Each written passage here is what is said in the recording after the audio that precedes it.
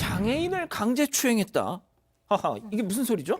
이 한 여성이 차를 운전을 하고 있었는데 아무래도 이제 택시를 기다리고 길에서 택시를 기다리는 것 같은 남성을 목격을 합니다. 그래서 이제 태워주기로 하고 말할 때 내가 카풀 서비스를 하고 있다 이렇게 얘기를 합니다. 그래서 남성은 그냥 이제 정상적인 운행 차량이라고 생각을 하고 타서 목적지까지 갔는데 요금을 계산하는 과정에서 이게 불법 영업 차량이라는 걸 알게 된 겁니다. 그래서 이 남성의 아버지가 경찰에 신고를 했고 이 신고당한 걸 알게 된 여성이 너무 화가 나서 남자를 장애인 강제추행으로 허위 신고를 한 사건입니다. 그러니까 불법으로 이제 돈을 받고 자동차 영업을 했다. 그래서 그걸 신고했다는 것인데, 자, 알고 봤더니 이 여성이 그래서 장애인 강제추행으로 신고를 했다는 건. 근데 실제 장애인 등급이 있었다기는 하더라고요. 네, 맞습니다. 일단 카풀 여성은 법적으로 장애인은 맞는데 이 정신적인 문제가 있었던 건 아니고요. 예. 그러니까 뭐 사리분별이나 뭐 운전이나 이런 것들에는 전혀 지장이 없는 상황이었습니다. 일단 그 신고 내용 자체가 이 여성의 주장으로는 이 남성이 뒷좌석에 타서 운전을 하고 있는데 손을 뻗어서 본인의 가슴 만졌다. 이런 취지로 일단 신고를 했는데 예. 뭐 아까 조금 전에 말씀하셨던 것처럼 이 남성은 어떠한 신체적 접촉도 없었음에도 불구하고 여성이 저렇게 신고를 한 겁니다. 자, 팀장님 뿐만 아니라 저 여성이 증거를 남기기 위해서 어떻게 보면 알리바이를 쌓기 위해서 협박성 문자를 보냈다고요? 그렇습니다. 우리가 이제 피해 당한 분들이 오시면 조사를 받지 않습니까? 진술이 우선이거든요. 진술을 받은 다음에 혹시 증거 있냐고 물어보게 되면은 보통 영상이라든지 아니면 녹취한 거라든지 아니면 결국엔 DNA까지 할 수 있는데 일단 그런 증거를 확보해야 되는데 이 여성이 머리를 쓴 거예요. 이 문자를 보내는데 보다시피 내가 나를 추행해 치욕스러움에 잠을 못 잤다. 정신병원에 가서 치료해야지 못 살겠다. 이거는 상대편이 나를 추행을 했다는 거, 그걸 자락을 깔고 보낸 거예요. 그러니까 아마 조사할 때 이걸 보내면서 봐라. 이런 증거가 있다라고 내세우려고 이거를 일부러 보냈다. 이렇게 쉽게 얘기해서 성추행 사건을 증거가 있다는 식으로 자기가 만든 거죠. 그러니까 저걸 경찰한테 보여주면서 봐라, 내가 당했으니까 이 그렇죠. 남자한테 그런 이런 걸 식으로 보내지 하려고 한 거죠. 않았겠느냐 이렇게 얘기를 한 거네요. 그렇죠. 하하, 승희 의원님, 그런데 지금 이게 결국은 이제 결론부터 말씀드리면 다 거짓이었다는 얘기 아닙니까? 이 성범죄 이야기할 때마다 마음이 굉장히 답답해지는 생각이 드는데요. 먼저 두 가지 각각 다른 이야기를 먼저 말씀드리겠습니다. 첫 번째, 그럼에도 불구하고 성폭력 범죄는 피해자의 진술이 여전히 중요하다는 말씀을 꼭 드리겠습니다. 그런데 문제는 지금같이 이렇게 악의적이고 계획적으로 한 남자의 인생을 지울 수 있는 무고를 하는 사람도 있다는 것도 분명히 존재를 하는 거거든요. 그렇기 때문에 지금 같은 경우에는 이 여성이 이런 이야기를 이런 생각을 했을 것 같아요.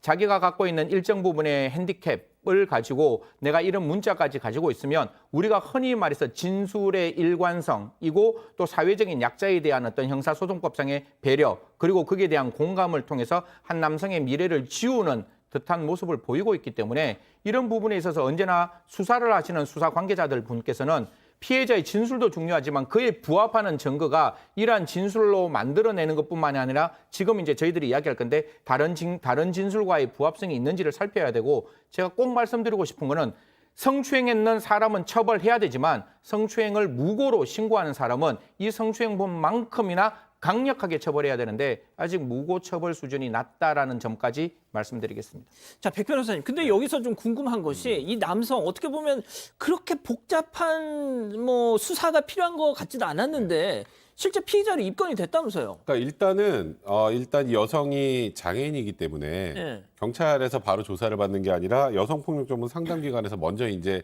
기본적인 조사를 받는데 거기서 일단은 뭐 DNA 검사하고 조사하는데 일단 남성의 DNA가 안 나왔습니다. 그게 첫 번째. 그리고 보통 이 차 안에서 이제 성범죄 사건이 벌어지면 가장 확실한 증거가 뭘까요? 차량 블랙박스입니다. 영상이죠. 그죠? 그럼 블랙박스를 내면 되는데 블랙박스를 안 내요? 아하. 벌써 이상하죠. 에. 그럼에도 불구하고 일단 이 여성의 진술에 그 당시에만 해도 신빙성을 크게 의심하지 않았던 것 같고 그래서 이 남성을 소환해서 강제추행 피의자로 조사를 한 건데 이 여성은 일단은 이렇게 진술했거든요. 내가 이제 친구를 만나러 가는 길인데 어떤 남자가 이렇게 택시가 안 잡혀 서 있는 걸 보고 그냥 태워준 것뿐이다. 근데 그 사람이 나를 추행했다라고 이렇게 주장을 했단 말이죠.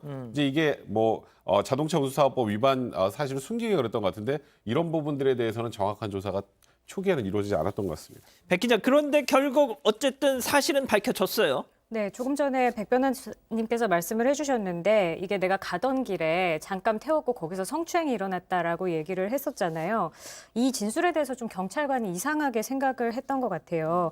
또 내용들을 보니까 이제 강제추행을 당했다고 주장하는 시간이 오후 10시 반인데 이 시각에 남성이 통화 중이었어요. 이 부분을 밝혀냈고 또 여성의 집과 남성의 집이 정반대 방향이었다는 것도 밝혀냈습니다. 그리고 아까 친구를 만나러 간다고 했잖아요. 데려다 주고 친구를 만나러 간다고 했는데 이 카풀 여성이 만나기로 한 지인은 연락을 해보니까 나 그 친구랑 오래전부터 연락을 안 했었어. 만나기로 했던 약속이 없었어. 이렇게 얘기를 한 겁니다. 그래서 다시 정리하자면 블랙박스 제출도 거부를 했고 또 DNA도 나오지 않았고 거주지 반대 방향이었고 통화 중이었고 이런 사실들을 보니까 좀 여성의 진술이 믿을 수가 없다 하면서 재조사를 요청을 했습니다. 자, 팀장님께 제가 여쭙고 싶은 것이 처음에는 경찰이 어떻게 보면 약간 좀 미덥지 않은 수사를 해서 무고 상황을 그냥 덥석 받았단 말이죠. 물론 결국엔 다른 또 경찰분이 제대로 이제 들여다보면서 이 혐의를 벗기긴 했지만 말이죠. 자, 그런데 실제 현장에서 이런 경우 좀 어떠십니까? 지금 이 보도에 약간 이제 문제가 있는데요. 사실은 장애인 같은 것이 성폭력 신고하게 되면은 상담센터에서 조사를 합니다. 그런데 고소를 하게 되면은 일선서에서 하는 게 아니고 지방 경찰청에서 하게 돼 있어요. 무슨 말인지 아시죠? 그러니까 경찰서에서 조사하는 게 아니고 장애인 같은 경우는 지방청이 조사하기 때문에 상담센터에서는 피해자 즉 범인을 조사할 권한이 없어요. 아, 그 피해자만 조사하고 증거를 해가지고 그거를 우리한테 고발이나 고소하는 거거든요. 그러면은 예. 경찰서에서 조사를 안 하고 장애인 경우에는 장애인 지방 경찰청으로 이첩을 하거든요. 어. 그러니까 지방청에서 조사하기 때문에 아까 읽어보니까 약간 차이가 있어서 예. 그 상담센터는 피해자 조사할 권한이 없거든요. 예. 피해자만 어. 상담해 주는 거기 때문에 경찰에서 처음에 입수한 건 아니고 예. 나중에 무고죄 같은 경우에는 이제 인지할 수도 있고 뭐 피해자가 고소할 수도 있지만은 당연히 이 무고죄는 경찰에서 할 거예요. 그러니까 내가 오해받고 싶지 않은 건 뭐냐면은 처음에 수사할 때 상담센터가 아니다. 지방청에서 수사를 한다. 이렇게 알고 계시면 좋겠습니다. 그러니까 어쨌든 팀장님 말씀을 정리하자면 실제로 이제 일선 경찰서에서 이 사건을 들여다보면서 뭔가 허점이 많이 보여서 이렇게 교정을 할 수 있었다.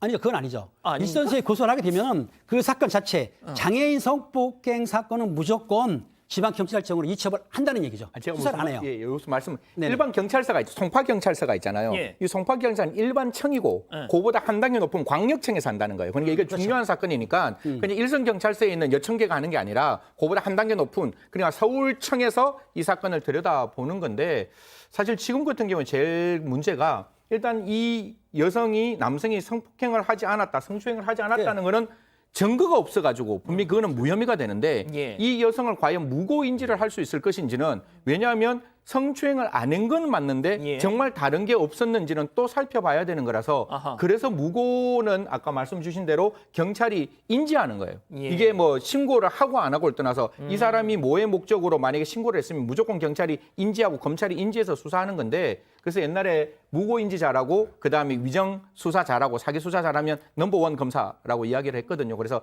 이런 사건도 분명히 말씀드리지만 피해자가 성추행 당한 건 처벌해야 됩니다. 가해자를. 하지만 그 피해자가 억울하게 가해자를 신고했다면 이 부분도 분명히 엄중하게 처벌해야 된다라는 말씀 근데 드리겠습니다. 많은 분들이 이런 생각을 하세요. 야, 이거 허위 신고였으니까 이 여성은 무고. 예. 이렇게 아주 굉장히 도식화해서 간단하게 생각하시는데 예. 이런 경우 굉장히 많아요. 성범죄 무죄, 무고도 문제? 무혐의가 많아요. 왜냐하면 성범죄가 그러니까 우리가 이런 거잖아요. 그냥 말 그대로 아예 없었던 일을 허위 신고했는지가 명백한 경우에는 무고로 인지하는 경우가 많은데 이것도 증거 불충분으로 결국 이제 무혐의가 나온 거란 말이죠. 예. 그러니까 이게 쉽게 말해서 안 했다고 단언할 수도 없는 거다라는 그런 정도의 상황이기 때문에 아하. 그런 경우에는 제가 말씀드렸던 것처럼 허위 신고처럼 보일지 몰라도 무고도 입건이 안 되는 경우도 종종 있다. 그래서 이거는 상황을 좀 더 지켜봐야 됩니다. 알겠습니다.